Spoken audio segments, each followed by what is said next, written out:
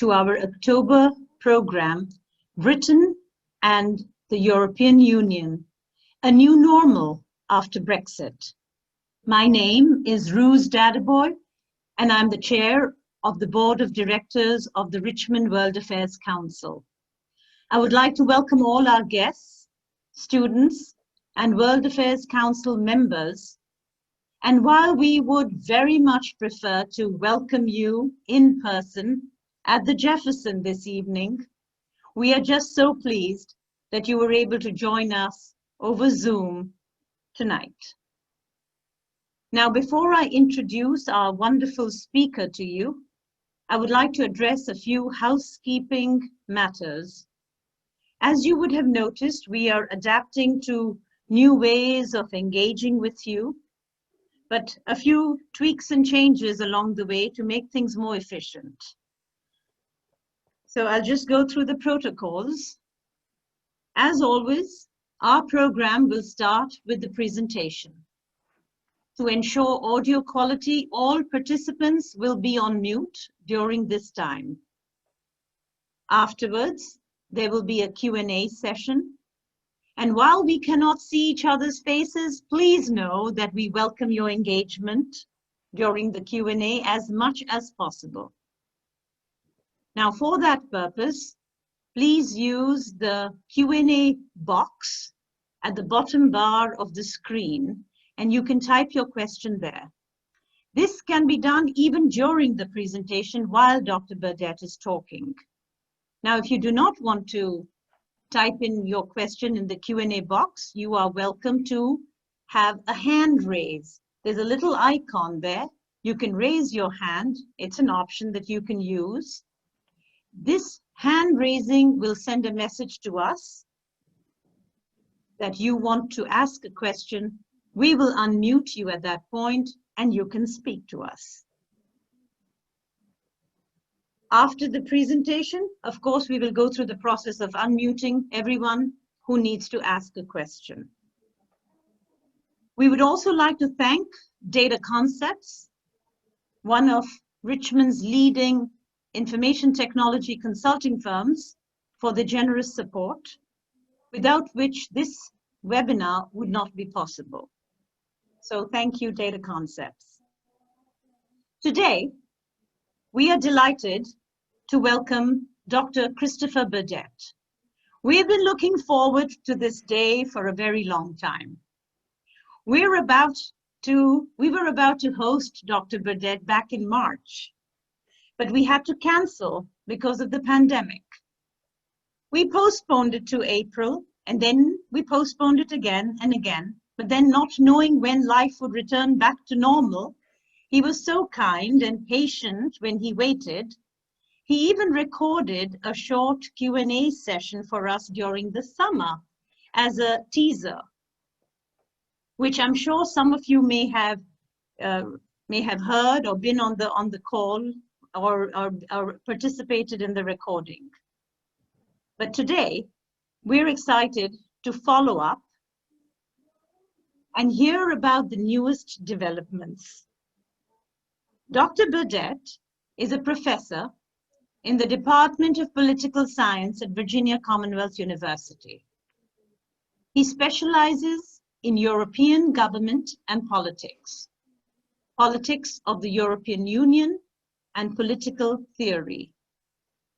His teaching and research includes post-Cold War security and defense cooperation in Europe, as well as themes related to education, identity construction, and international politics.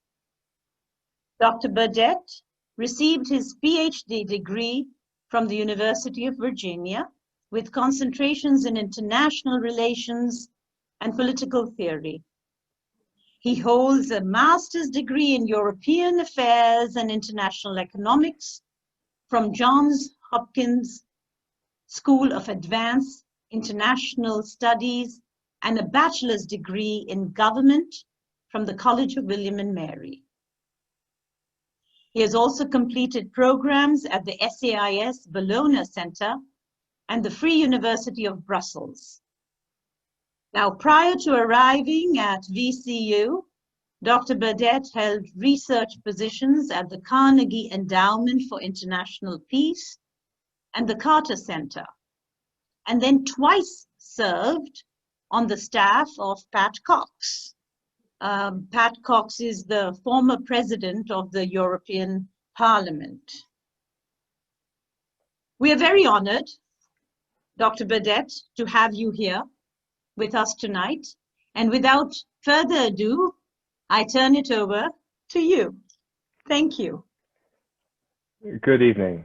I'm so grateful for the opportunity to share my thoughts and observations at this pivotal juncture in the relationship between the European Union and the United Kingdom. We are at this very moment awaiting news from the European Council summit taking place in Brussels, where the heads of government of the European Union's member states will discuss the ongoing Brexit negotiations. If we take Boris Johnson seriously, then a great deal rides on the outcome of this summit. The timing of our talk tonight could not be any better. Now, I also want to acknowledge the wonderful people at the Richmond World Affairs Council who have worked diligently to make this possible despite the challenges we face at the moment. Thank you sincerely for your continued efforts behind the scenes and your graciousness tonight.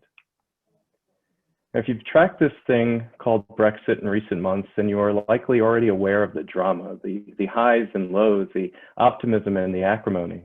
Boris Johnson's boundless enthusiasm for leaving the European Union should be patently evident. And from this, you would possibly think less of the EU for the great harm it has caused Great Britain. It would appear that January 1st, the day of reclaimed independence, cannot get here fast enough. Well, there was a time when Britain was acutely interested in European cooperation. In 1930, Sir Winston Churchill penned a well-known piece on the United States of Europe. Churchill understood the cause of European unity to be underwritten by a universal interest in peace and prosperity. Yet unity was an instrument uniquely suited to the continent. Britain would advance this cause through other means. Churchill explained, "We are with Europe, but not of it. We are linked, but not comprised. We are interested and associated, but not absorbed." The Second World War tragically validated his plea for a United States of Europe, and Churchill renewed his call for unity. If Europe is to be saved from infinite misery and indeed from final doom, he said, there must be an act of faith in the European family and an act of oblivion against all the crimes and follies of the past. According to Churchill, the movement for European unity was founded upon common spiritual values and a faith in democracy. Europe's states must sacrifice or merge national sovereignty. Again, in his words, mutual aid in the economic field and joint military defense must inevitably be accompanied, step by step, with a parallel policy of closer political unity. Yet, as before, this vision of unity did not directly involve the United Kingdom. With the same breath, Churchill renewed Britain's long-standing policy of splendid isolation. "We are here," he said, "to lay the foundations upon which the statesmen of the Western democracies may stand, and to create an atmosphere favorable to the decisions to which they may be led." In other words, Britain, alongside the United States, the Commonwealth, and, for a brief interlude, the Soviet Union, would make the world safe for European unity. Once it became clear that the United States would remain involved on the continent, the urgency for European unity faded as a plank of British policy. Meanwhile, Britain's dominant political parties began to firm up their positions on the question. Labour assumed the role of skeptic, and the Conservatives were more favorable to closer ties between the United Kingdom and Europe. Neither favored integration, which involves progressively sharing sovereignty. I expect this may be surprising to hear, and rightly so, because the Conservative Party eventually became the center of gravity for Euroscepticism in British politics. Nevertheless, under Churchill's influence, the Conservatives, for a time, sought middle ground between their obligations to the Commonwealth and greater involvement with cooperative initiatives underway on the continent. These initiatives, which would eventually evolve into the European Union, presented Britain with a difficult choice: to make room for integration within the proud British identity that romanticized her role as an imperial power and global influencer. Should Britain abandon splendid isolation and build a bridge between the continents and this blessed plot, this earth, this realm, this England? This soul-searching and political posturing would lead Britain to demur, while plans went ahead for the European Coal and Steel Community in 1952 and, 5 years later, the European Economic Community. British involvement was welcomed in both instances, but frustrations with Britain mounted when Whitehall struggled to develop a coherent policy toward integration. Ultimately, Britain was left on the outside. The deconstruction of barriers to trade fed an explosion of exports and imports among the member states of the European community. In this way, the community contributed to sustaining Europe's post-war economic miracle. The mere association between growth and the community served to draw countries toward the EEC while validating its sacrifices, validating the sacrifices of its members, that is. Unable to deny the community's success, increasingly aware that economic ties with the Commonwealth did not offset the balance, or rather the benefits of increased trade with the continent, and generally fearful of declining relevance, Britain applied for membership in 1961. Unfortunately, these efforts were for naught. French President Charles de Gaulle unilaterally vetoed Britain's application. De Gaulle objected to her close ties to the United States and the Commonwealth, while asserting that Britain, as an island nation, would never be truly committed to European unity. From our current vantage point, de Gaulle's reasoning appears quite prescient. Even upon accession to the European community in 1973, Britain was never fully at home with membership. Within 2 years, the British electorate would head to the polls for a referendum on whether Britain should remain in the European community. Yes, you heard that correctly. A generation ago, the British people had the opportunity to rethink their membership in the European community. But unlike the 2016 referendum, they overwhelmingly opted to remain, 67% in favor and 33% against.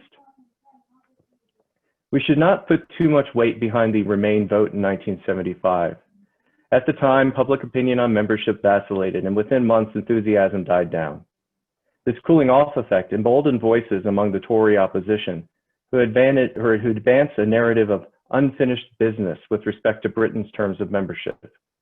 Conservative Party leader and soon-to-be Prime Minister Margaret Thatcher recognized Labour's vulnerability on its policy toward the community, despite its referendum victory.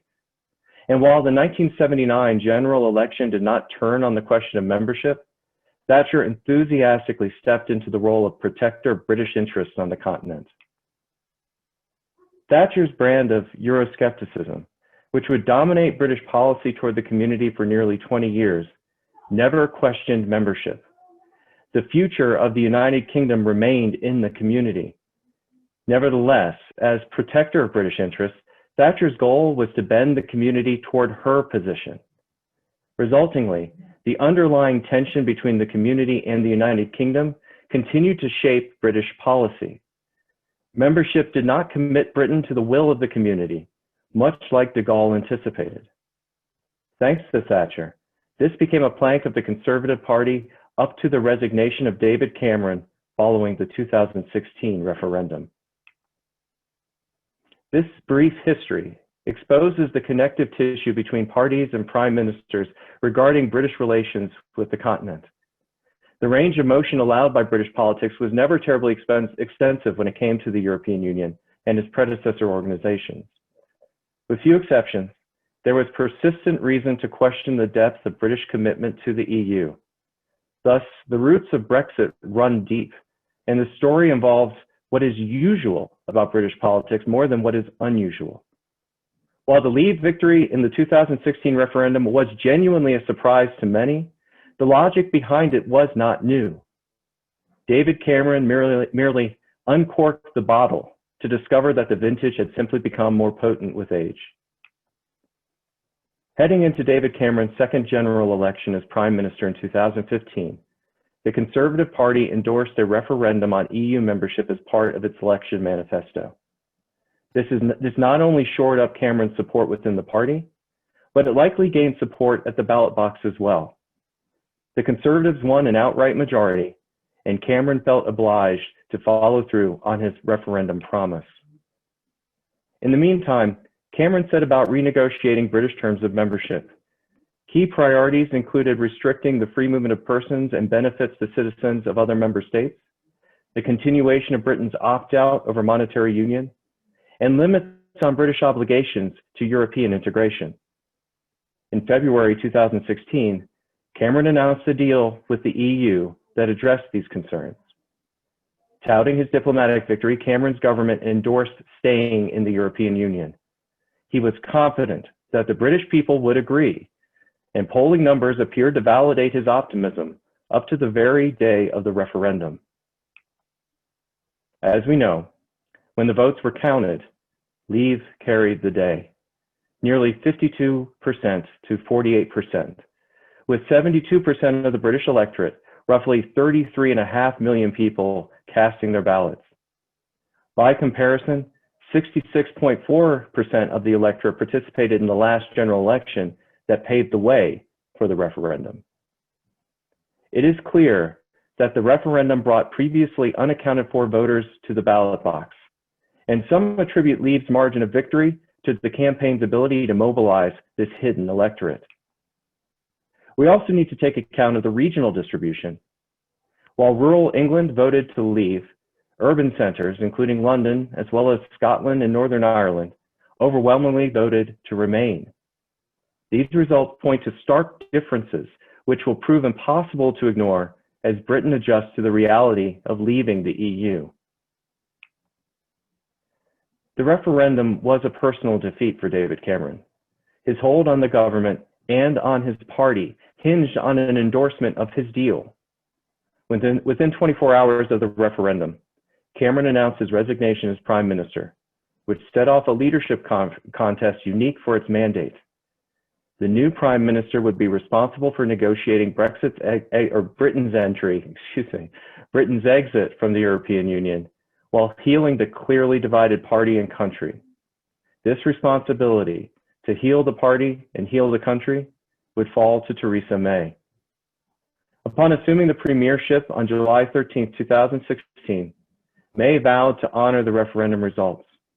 In March of the following year, her government formally declared Britain's intention to leave the EU by invoking Article 50 of the Treaty on European Union. Withdrawal negotiations commenced in June. She would prove unable to take things any further. According to the originally agreed upon timetable, Britain was to leave the EU at the end of March 2019. However, Theresa May could not win the support of Parliament for the withdrawal agreement she negotiated with the EU. Members of her own party voted against her plan not once, but 3 times. In fact, the first vote in January 2019 amounted to the largest defeat of a sitting government in British history. The subsequent votes, both in March, likewise failed due to defections from her own party.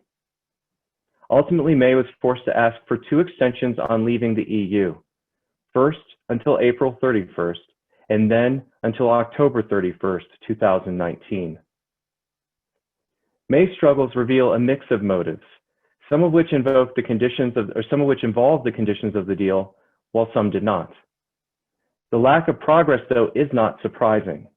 Theresa May inherited a scant majority, and she compounded her vulnerability with a snap general election in May 2017, leading to losses that forced the party into a minority coalition with the Democratic Unionist Party of Northern Ireland.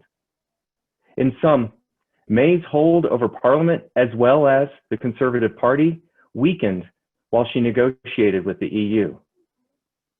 This encouraged the belief that the referendum could be reversed somehow. One could not really qualify the referendum results anyway as decisive, despite assurances from the May government that the referendum represented the will of the people. Each failure to pass a referendum bill, rather a withdrawal bill, left the issue unsettled. No longer able to lead effectively over the issue of Brexit, Theresa May resigned in July 2019. She was replaced by Boris Johnson, the current Prime Minister, who had to accomplish what May could not: win support of Parliament for a deal. Like May, Johnson found himself unable to secure backing, at least initially. Shortly after assuming office, Johnson publicly resolved to take the UK out of the EU by October 31st, 2019, with or without a deal, much to the consternation of the opposition and even members of his own party. The intervening weeks were full of drama: defections, expulsions, prorogation, court cases, amendments, and narrow defeats. Johnson would ultimately find his government obligated to request yet another extension, this time until January 31st, 2020. The extension would be predicated upon a pledge for an early general election. And all major parties in Britain hoped this election would empower the incoming government, whichever party it might be, to finally resolve Brexit. Well, it certainly did. The general election on December 13, 2019, returned the largest majority since World War II, providing Johnson a clear mandate to get Brexit done. Well, at least as the campaign slogan went. Within weeks, a united Conservative Party passed Johnson's withdrawal bill, and on February 1st, 2020, Britain formally left the European Union.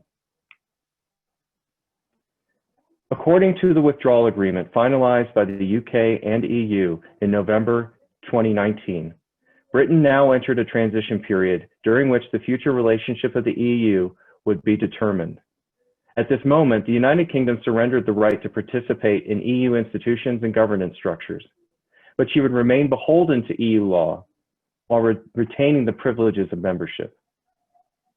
At the start of the transition period, 3.5 years had passed since the referendum, and nearly 2.5 years since initial negotiations began between the May government and the EU.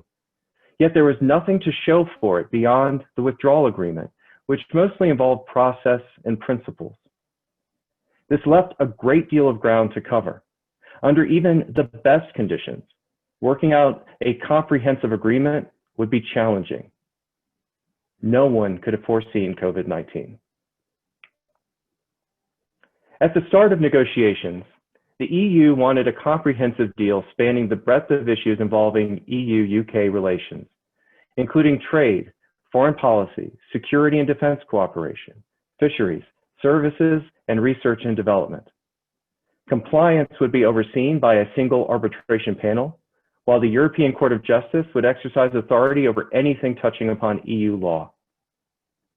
Well, the UK rejected this approach because it would bind Britain close to the EU at a point when the EU wanted to regain sovereignty over its own affairs. The Johnson government believed a trade deal would be the first and most important step. Subsidiary issues would then be dealt with through side agreements.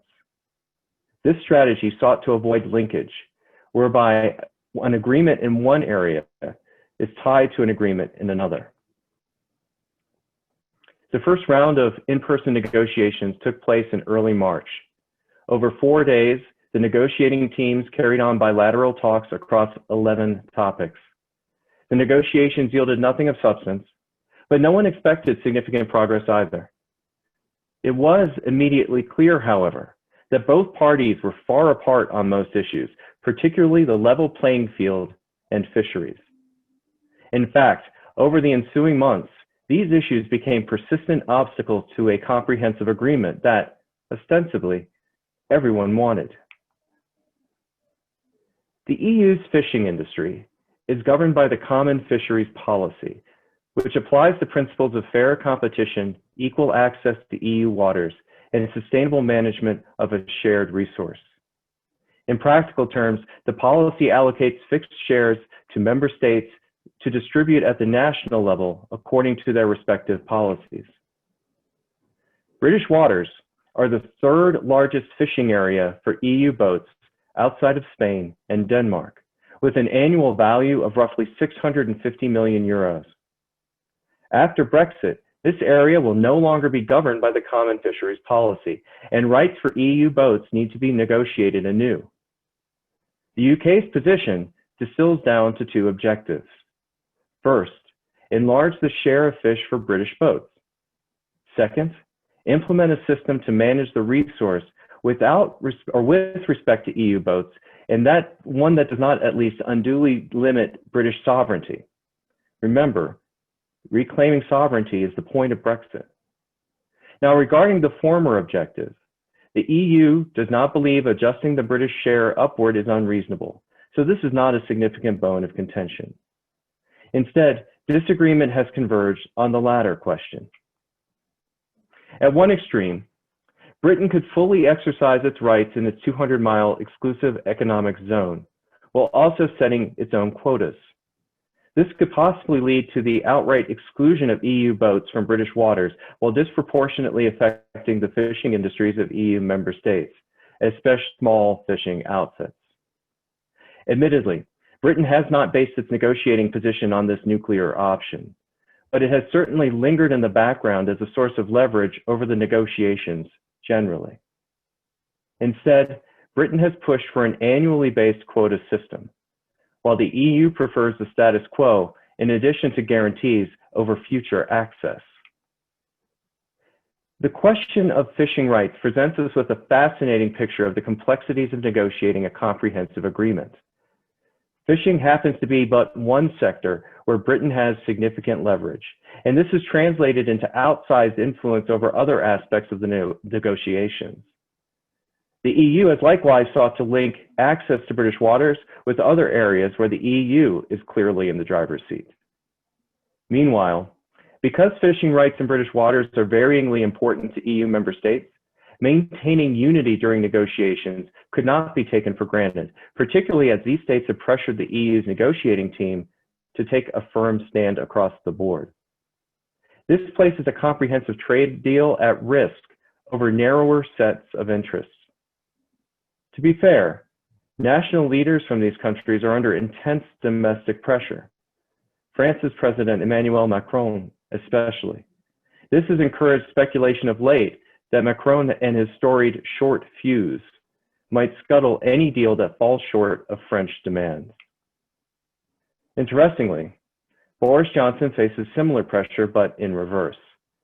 Fishing is not a significant sector of the British economy, which prompts questions about whether access to British waters is worth the risk of collapsing a comprehensive agreement. This brings to my mind a rather pointed criticism from a British observer that aptly captures the point.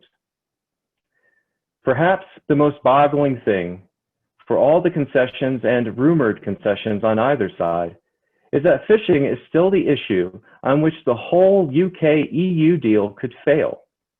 Even by our own standards in recent years, you really would have to marvel at a country that effectively went no deal over an industry that employs 24,000 people and ended up putting many, many times that number out of work in a whole host of other sectors as a result.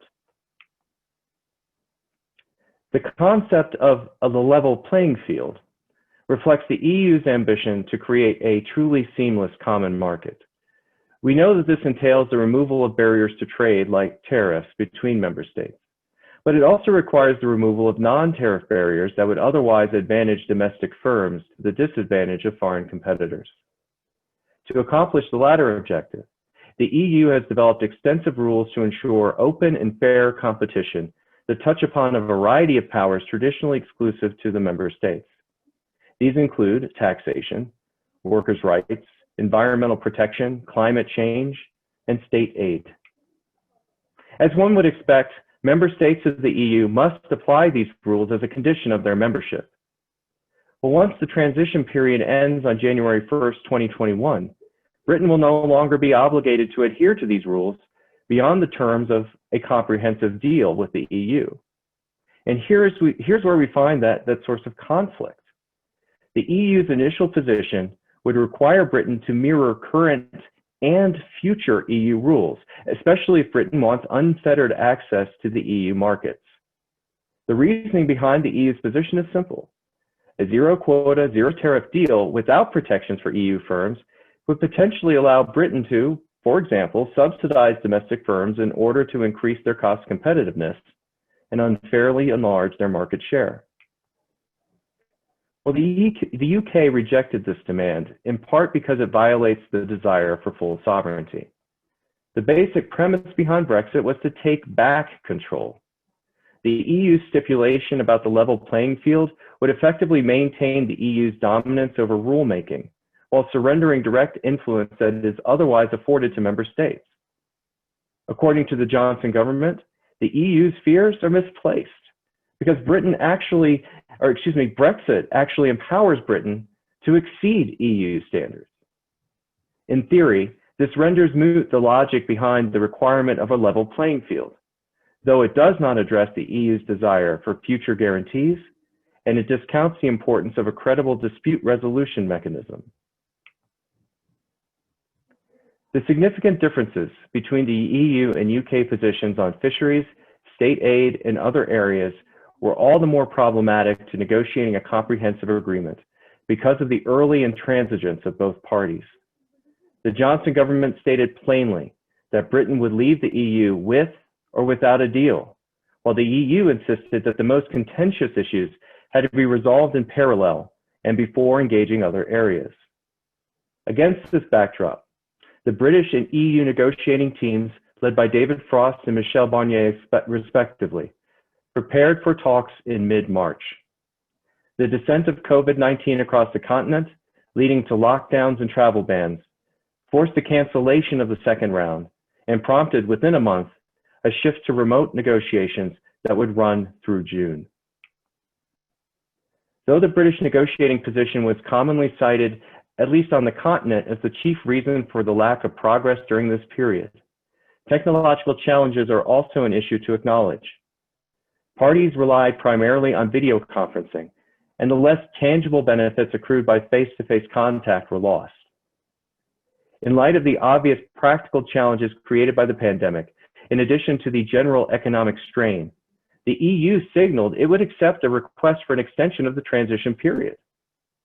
According to the withdrawal agreement, Britain could ask to push back the January 1st deadline by up to 2 years. The Johnson government insisted, however, that an extension was beyond question. Even as COVID-19 hindered negotiations, the Johnson government remained firm on the commitment to leave the EU on January 1st, 2021, with or without a deal. During the COVID-19 phase of negotiations, the UK often referenced the EU's trade agreement with Canada as a model for a future UK-EU relationship. A Canada-style deal, as it became known, would eliminate tariffs on most, but not all, goods traded between the EU and UK. It would also increase quotas on goods that can be excluded from tariffs, without eliminating quotas altogether. Rules governing services, especially financial services, would remain unchanged, and this would be a particular benefit to the UK and the City of London. It should be noted that the EU-Canada deal took 10 years to negotiate, and the deal was nearly undone by popular protests. Moreover, even if tariffs are largely eliminated under a Canada-style deal, then there would be extra paperwork imposing costs on UK businesses and eventually UK consumers regardless. Johnson has also evoked an Australia-style deal as a possible landing point for negotiations. This is admittedly a bit of a misnomer. Australia and the EU do not actually have a comprehensive deal in place. Rather, trade is mostly governed by World Trade Organization rules, supplemented by a few targeted agreements. Essentially, an Australia-style deal is a thinly veiled way of saying no deal, but it's certainly less palatable in most circles outside of hardcore Brexiteers. Likely for this reason, Johnson purportedly instructed his government to use Australia-style deal in lieu of no deal as negotiations with the EU got underway. Admittedly, an Australia-style deal with the EU would still be costly and cumbersome in the near term, but it would not preclude future negotiations. On May 20th, following the conclusion of the third round of talks, Michel Barnier sent a strong signal about the relevance of the Canada-style deal. Responding to complaints from David Frost about the differences between the EU's Brexit posture with other agreements, Barnier explained, "There is no automatic entitlement to any benefits that the EU may have offered or granted in other contexts and other circumstances to other, often very different partners. the EU cannot expect high quality access to the UK cannot expect high quality access to the EU single market if it is not prepared to accept guarantees to ensure that competition remains open and fair. Nevertheless, heading into the fourth round of talks in June of this year, a Canada-style deal had woven its way into the narrative. And Johnson government and Frost's negotiating team remained resolved not to budge on core principles. The UK's position was consistent and firm. Negotiations would fail if the EU asked Britain to give up its rights as an independent state. During this period, we can observe an important manifestation of this drive for independence. One of the referendum-era complaints about EU membership involved the slow process behind and suboptimal outcomes of trade deals with third-party countries. Brexit would free Britain to pursue better deals at a quicker pace, or so the argument ran. Well, in May, the United Kingdom and the United States formally opened talks. Simultaneous negotiations with Japan, New Zealand, and Australia commenced in June, alongside an announcement of Britain's intention to seek entry in the Comprehensive and Progressive Agreement for a Trans-Pacific Partnership, or the CPTPP. The Johnson government attached aggressive timelines to each with the hope of concluding multiple trade deals by the end of the calendar year.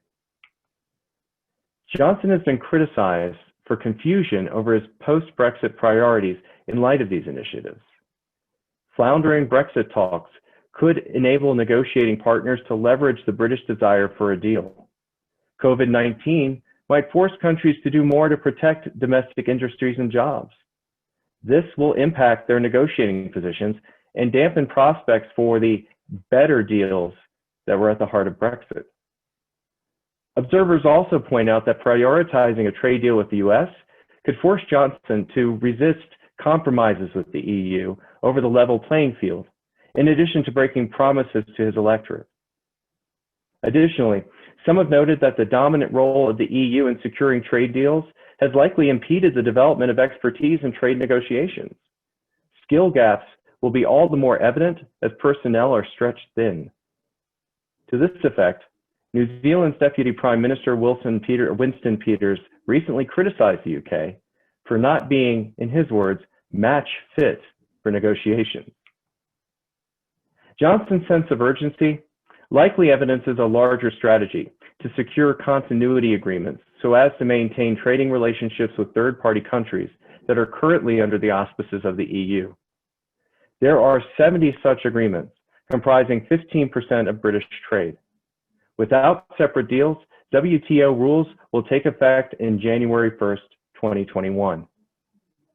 While a deal with the US appears far from completion, the UK and Japan did reach a trade agreement on September 11th of this year, which will eliminate tariffs on 99% of British exports to Japan, among other provisions. Perhaps, to paraphrase Johnson's International Trade Secretary Liz Truss, Britain is back, if not at least on its way. The deadline to request an extension to the transition period fell at the end of June. Politicians, business leaders, think tanks, and even the EU pressed Johnson to reconsider his refusal to pursue it. On June 12th, the Johnson government formally declined the option for an extension. In theory, this would concentrate efforts on securing a deal. Taking account of the time required to usher an agreement of this sort through all of the approval stages, negotiations would need to conclude by the end of October or early November at the latest. As negotiating teams geared up for the resumption of in-person talks in early July, Johnson continued to express his desire to get a deal done.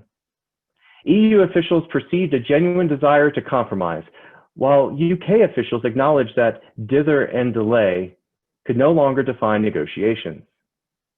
Of note, the intensified negotiations scheduled for July and August would attempt formal rounds with smaller group meetings. There was evident hope on both sides that face-to-face meetings would help break the impasse over fisheries and the level playing field. while hope quickly began to fade. In high-level conversations, Johnson continued to declare that the UK was prepared for an Australia-style deal should negotiations fail. Meanwhile, word coming out of the talks was not promising. Despite floating compromises on fishing and the level playing field, the EU did not see movement from the British. According to other sources, Johnson's ministers were already operating under the assumption that no deal would be reached, even though another round of talks was scheduled for August. The UK promised to engage the EU with good faith, but there would be no compromise on British independence. The sixth and seventh round of talks in July and August failed to resolve the crucial differences between Britain and the EU, though both parties agreed to continue negotiations until early October, prior to the European Council summit on the 15th. Yes, today. Otherwise, mutual recriminations persisted. Each side accused the other of being unrealistic or negotiating in bad faith. Each side demonstrated a lack of commitment. Each side walked back from prior promises. Each side lacked creativity. Each side was inflexible. Yet, at the same time, each side continued to stress that a deal was possible. Everyone wanted a deal. A deal is mutually beneficial, albeit never at any cost. On the eve of the eighth round of talks at the beginning of September, events took a turn that may very well have achieved the requisite momentum for a deal, or possibly destroyed it. News broke that the Johnson government was preparing an internal market bill that would override a section of the withdrawal agreement known as the Northern Ireland Protocol. The bill, in effect, would break international law. According to the Johnson government, the bill's provisions were simply a fallback in the event that negotiations fail, so as to provide legal guarantees to businesses in Northern Ireland that they will have unfettered access to the UK internal market. By doing so, Northern Ireland could not be used as leverage over Britain during the negotiations. Specifically, the bill proposes no new checks on goods moving from Northern Ireland to the rest of Great Britain. It also grants UK ministers, with the support of Parliament, the power to override any previously agreed to obligations on state aid and to modify or even disapply rules relating to the movement of goods if no deal is reached. The EU responded to the internal market bill with concern, noting that the protocol is an obligation under international law and a prerequisite for any future partnership. Moreover, the Northern Ireland Protocol is essential to protect peace and stability on the island. This view was widely shared among the member state officials and even members of Johnson's own party. Well, talks between Britain and the EU have continued, despite tensions over the internal market bill. But this is characteristic of the broader negotiations. The EU intends to sue the UK if the internal market bill becomes law. Yet, EU officials also concede that a deal is still possible. Well, much of the collective optimism is rooted in a very recent set of concessions on areas of long-standing disagreement. The EU purportedly dropped its demand that all areas of disagreement must be ironed out before a final agreement could be reached. In response, the UK proposed a sweetener on fishing rights alongside a modified stance on the level playing field. Regarding fishing rights, EU firms will have a 3-year transition period during which EU catches will be phased down. Regarding the latter, the UK's proposal supposedly focuses on agreeing to principles that would thereafter control domestic subsidies. Both sides concede that progress still needs to be made, but to quote the UK's lead negotiator, the outlines of a deal are in sight. Well, we've heard this refrain before. While Johnson has continued to describe his deal as oven ready, he has also seized the opportunity to remind us that Britain is prepared for an Australia-type deal should the EU refuse to accommodate British demands. This outcome is imminent because as of today, no deal has been reached and Johnson's deadline of October 15th is here. EU sources believe Frost will continue negotiations beyond this point if a deal appears close.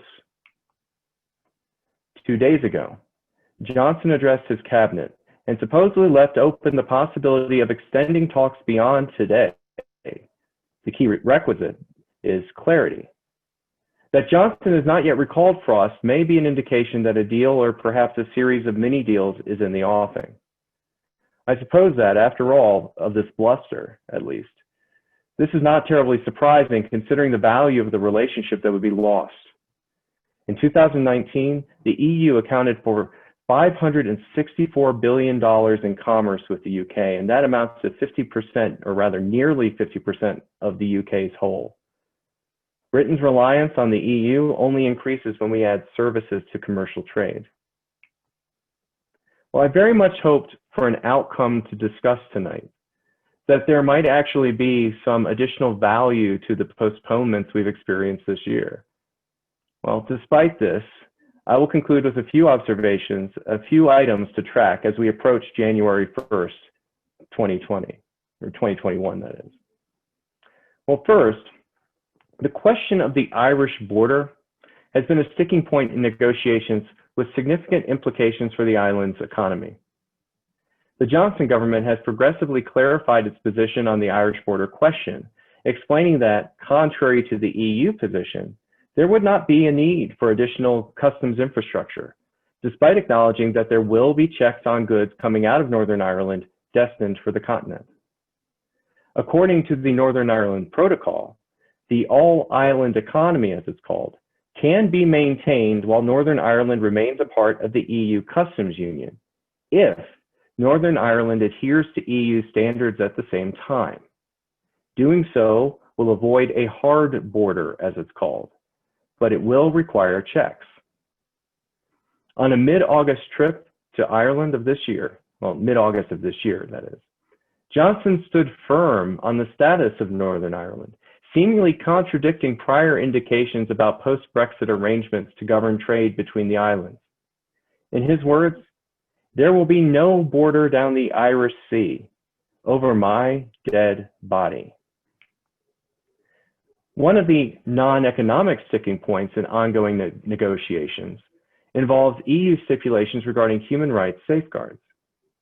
Prior accounts have emphasized concerns over the impact of the European Court of Justice on British legal sovereignty, because EU stipulations would enable British citizens to seek redress through the European Court of Justice.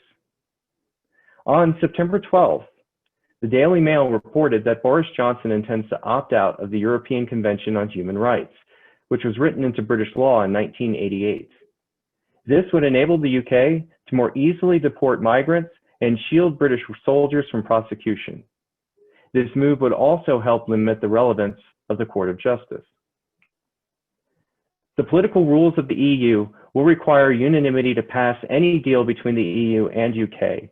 This amplifies the power of smaller states by putting them in a position to hold up any agreement in order to meet stipulations that reflect their particular interests. This has already reared its head.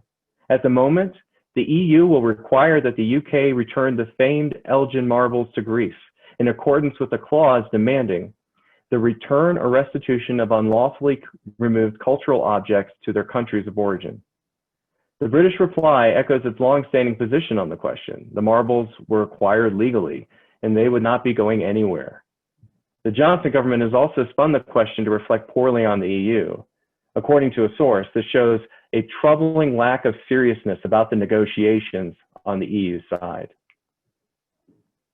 A less talked about dimension of Britain's departure from the EU is the gap potentially created in the European defense and security policy. Britain played a pivotal role in relaunching the EDSP in the late 1990s, and along with France, provided the EU with a soft nuclear guarantee. Now, this responsibility falls to France alone.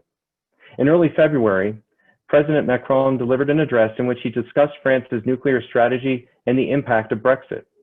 He expressed the view that France should take the lead in coordinating Europe's defense policy, and that the French nuclear arsenal should be at its centerpiece.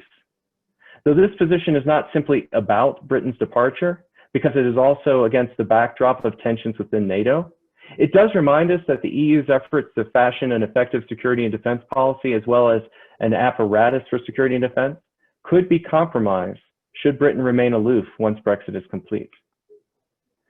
COVID-19 prompted a postponement of Britain's much anticipated 5-year national defense review, but there have been whispers that the review's release will come before the end of the year. This should provide much needed insight into whether and how Britain will continue to contribute to the EDSP. As one would expect, popular sentiment is shifting as January 1st nears.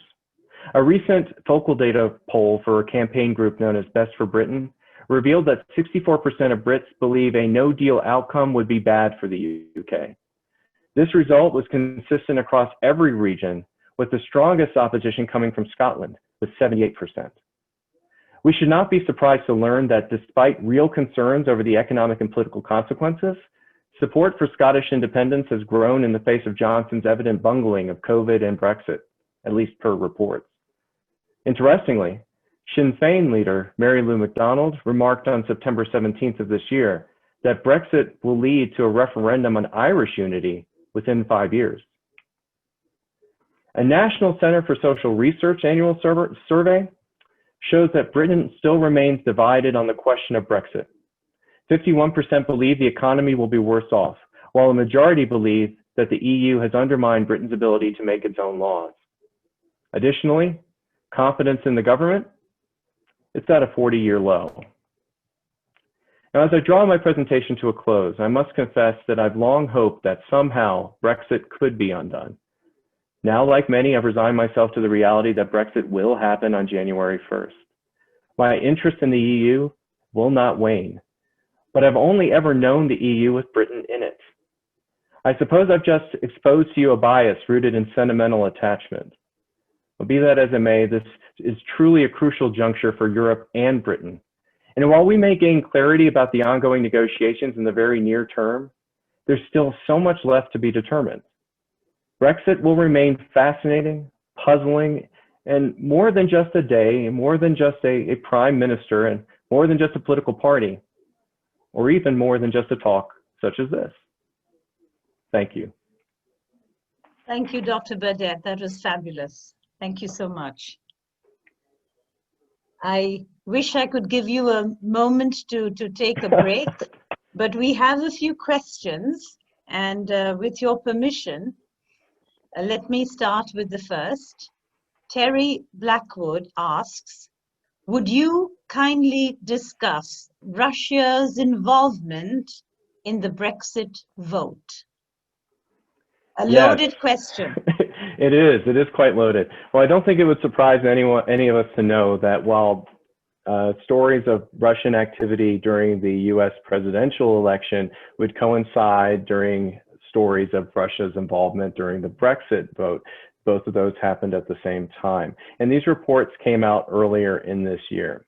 Well, I won't speak to their veracity, other than they would seem to be credible. If we have evidence of this effect here in our country, then it stands to reason that there would be evidence of the effect in Great Britain. But what is particularly interesting is that this really had very little effect on the discourse in the United Kingdom right now. The main opposition parties have shifted their tack away from continuing to contest the referendum outcome, and instead have shifted to wanting to shape the referendum outcome. In that way, the news of Russian involvement hasn't led to any additional calls for a new vote. What is interesting about that, though, is I do think had this news broken last year, it might have changed things a bit at a point in time, but the December 13th general election results make me quite confident to say that really at this point, people were just tired and ready to move on, and news of Russia's involvement is just simply screaming into the wind. I hear you. Thank you very much. We have another question. Mike Kervin asks, how does the border issue of Ireland, Northern Ireland, stand as a barrier to Brexit as the deadline gets closer and closer? And that's a fair question. At the moment, the biggest issue has to do with the implications of the internal market bill. And the internal market bill would give British Parliament, or rather the British government, greater say over the implementation of EU rules that would otherwise apply in Northern Ireland.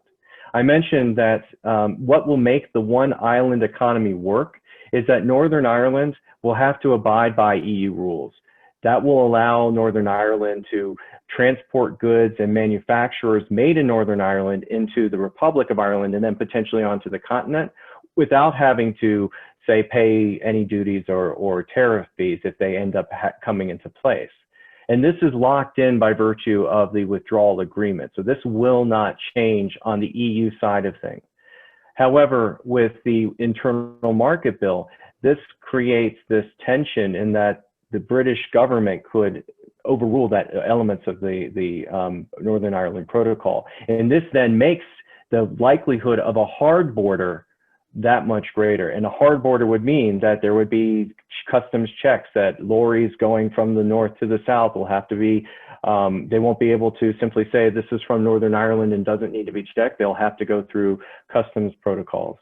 So that's a serious issue at the moment. And that's why I wanted to make sure I mentioned the comment by Sinn Féin's leader, because it could stir up some sentiment in Northern Ireland for an actual referendum. But considering the strong unionist sentiment, that's why right now the reaction to the internal market bill is one of serious concern.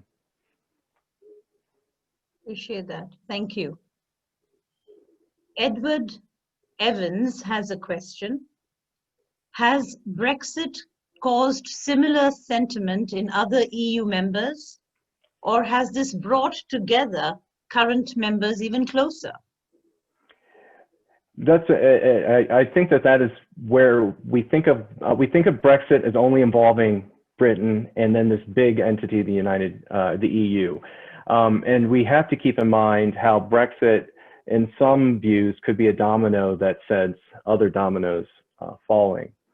I think that the greater impact is actually on the regional level, where you have certain regions in Europe that not only attempt to push back against the government, their federal style governments, but also against EU influence. So they've sometimes latched on to Brexit as a source of leverage over their relationships with their own federal governments.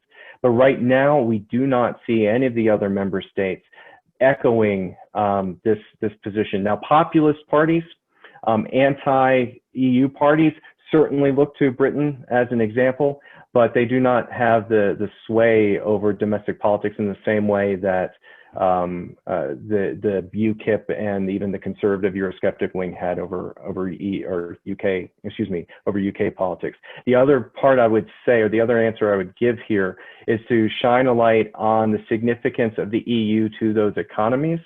In Britain, we have the effect of a long-standing identity coupled with a sense of our economy is large enough that we can get by. So this weaker countries that might lean more toward a Brexit-style outcome, they really face strong economic disincentives. Now, the last part of your question involved whether this is pulling countries together. I do think that it has encouraged France and Germany to step forward and play very prominent leadership roles. Angela Merkel, it just so happens that right now Germany holds the presidency of the EU. That means that Germany is hosting summit meetings and chairing summit meetings. Angela Merkel is already out in front over the previous migration crisis. She was already out in front over COVID, and here she is already out in front over leading the EU. And with the EU's history has shown us, when France and Germany are committed, it makes the EU that much stronger. Thank you. Miriam, do we have any other questions in the pipeline? Am I missing someone? I want to read to you. So somebody commented on what a wonderful presentation this was. And in answer to the question, yes, this will be recorded and we'll post it on our website. So you can go back and rewatch it again. I may need to add to it based on what happens over the next couple of weeks. Yes. Yeah. Yes, indeed. Yes, and then there's another question, and this is refers to your mention of Boris Johnson's quote in regards to Britain's sovereignty enabling them to actually exceed standards. So the question is, do you have examples of what standards they might want to exceed, and is that realistic? And that's where we have the vagueness of his remarks. It sounds really good. It's a soundbite. He has not. When we usually right now the talk of standards is focused on things that really aren't being engaged on the Brexit side. Namely, there's a great deal of concern right now that British-American talks are going to lead to a lowering of standards involving workers' rights, workplace environment, and food safety. So usually the discussion of standards in specific terms kind of feeds off of that concern. So you have Johnson saying, you have no worries, to his electorate, you have no worries, we're not going to allow chlorinated chicken into Great Britain. We will maintain our high standards as always.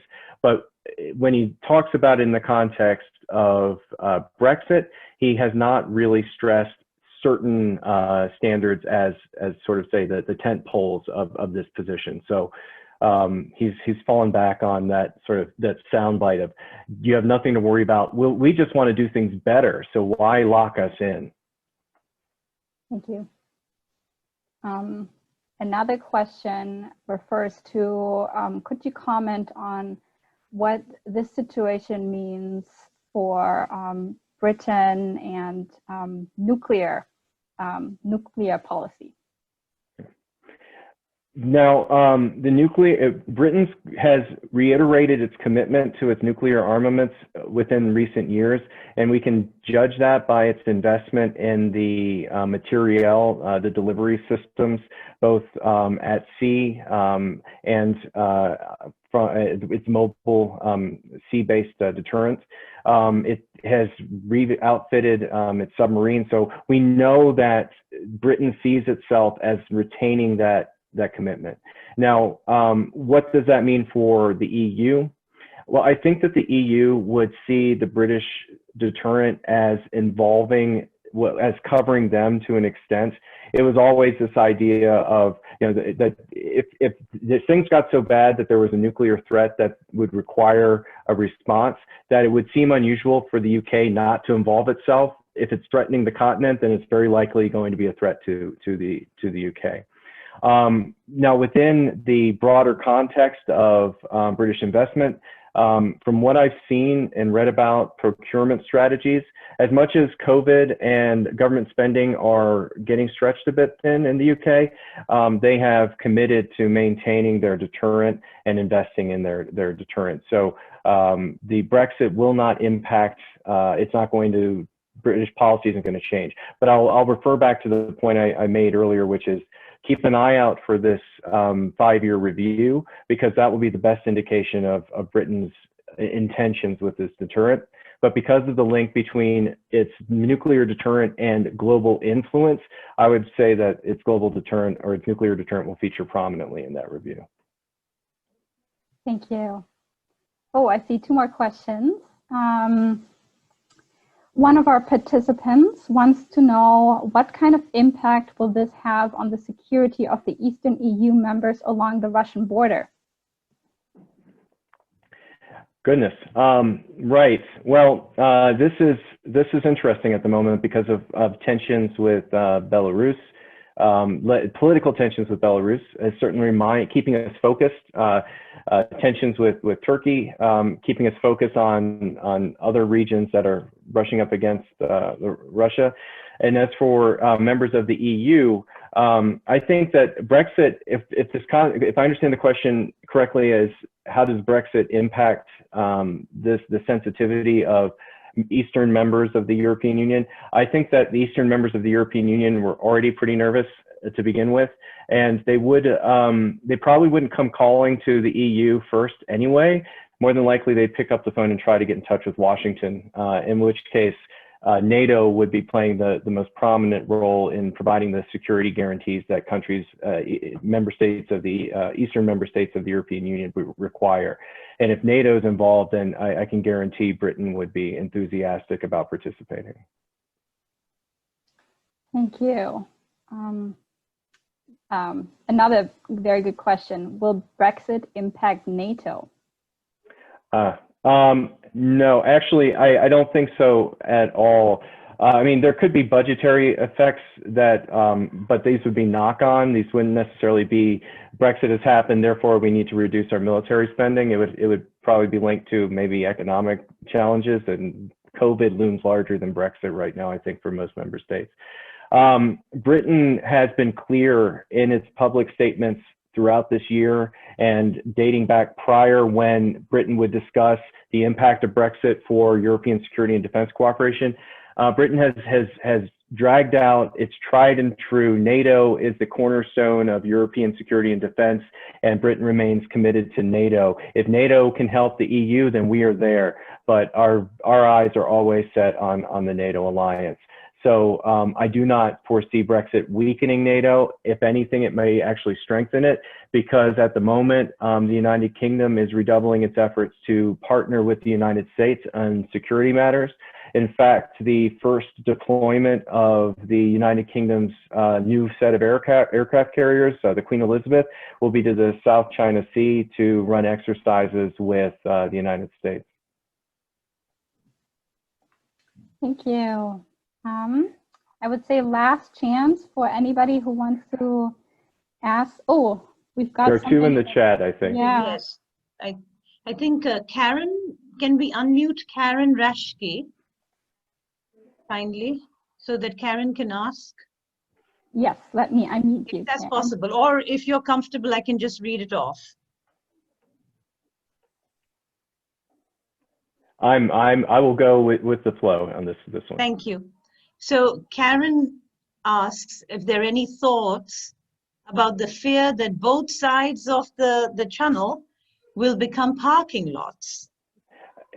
On the UK side, yes, there are huge fears of this happening, and this is a function of a lot of mismanagement on the UK side. While they're trying to throw money at it now, they haven't been able to get the paperwork in order. They haven't been able to get their computer systems in order, and the IT component is really proving to be worrisome. There have been some leaked documents of internal government reports that have basically said this is going to get really bad for a few months, with thousands of lorries or trucks backing up as they attempt to, once they arrived in the UK at least. So what you're seeing their UK plan is they're going to put these car parks around major ports, and the localities are really quite upset about all of this, because now the Brexit spillover is impacting the quality and the environment within which they live.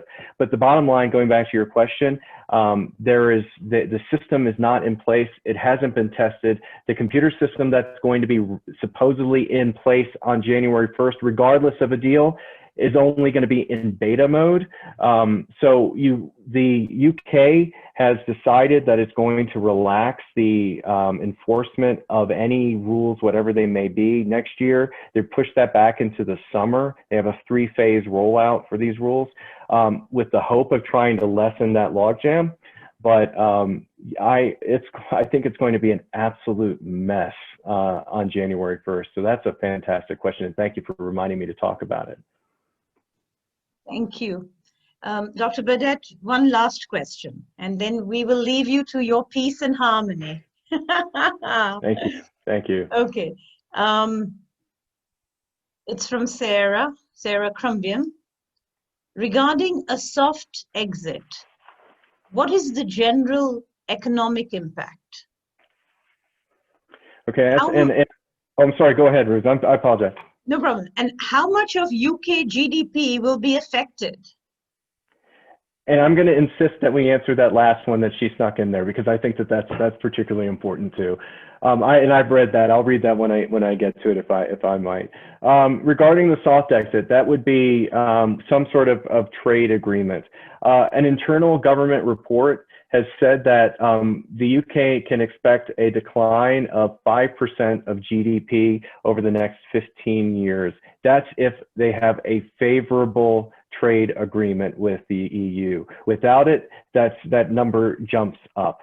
So the EU will anticipate economic slowdown, and that slowdown is going to be that much worse because of COVID. Now, I'm going to throw something else out here for you.